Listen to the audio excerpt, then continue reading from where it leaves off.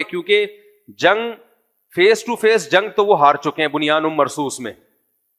جو بنیان مرصوص کا ہم نے جواب دیا ہے نا, تو جو ہماری فیس ٹو فیس لڑائی ہوئی ہے نا, اس میں تو وہ شکست کھا چکے ہیں. اب ان کو پتا ہے کہ ان لوگوں سے سامنے آ کے لڑنا ہمارے لیے ممکن نہیں ہے.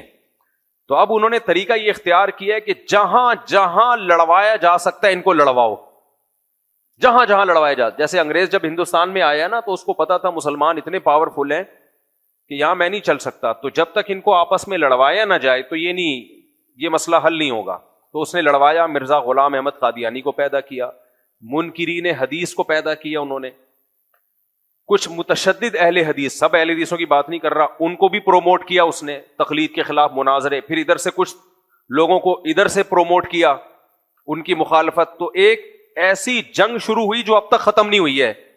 برطانیہ تو چلا گیا لیکن ہمیں آپس میں لڑوا گیا.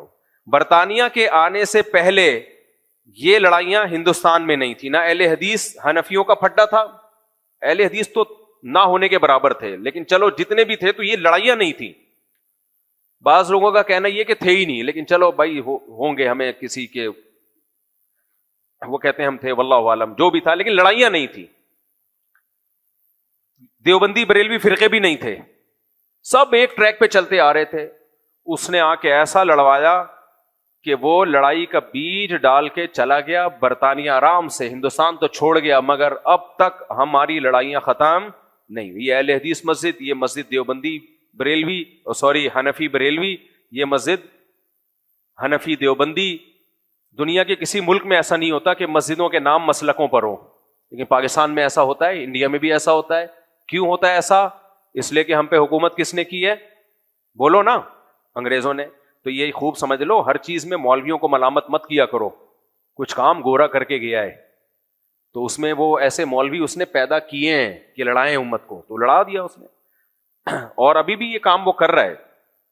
تو اسی میں یاد رکھو, ہمارے ملک میں نا اب کچھ ایسے فسادات شروع کروانے کے لیے کچھ ولاگرز کام کر رہے ہیں. وہ کیا کریں گے, جیسے فار ایگزامپل کوئی ہندو ہے یا کوئی عیسائی ہے, یعنی مسیحی ہے, وہ مظلومیت شروع کر دے گا کہ پاکستان میں ہمارے حقوق نہیں مل رہے, پاکستان میں عیسائی محفوظ نہیں ہے, پاکستان میں مسیحی برادری کے ساتھ یہ ہو رہا ہے. تو مسیحی لوگ سمجھتے ہیں کہ یہ ہمارا مسیحا آ گیا. میں نے جب یہ ولاگز ایک دن نہیں, ہر ڈیلی بیسس پہ آ رہا ہے, یہ کلپ آ رہے ہیں ایسے لوگوں کے. ابھی ایک نیا فتنہ کھڑا ہونے والا ہے.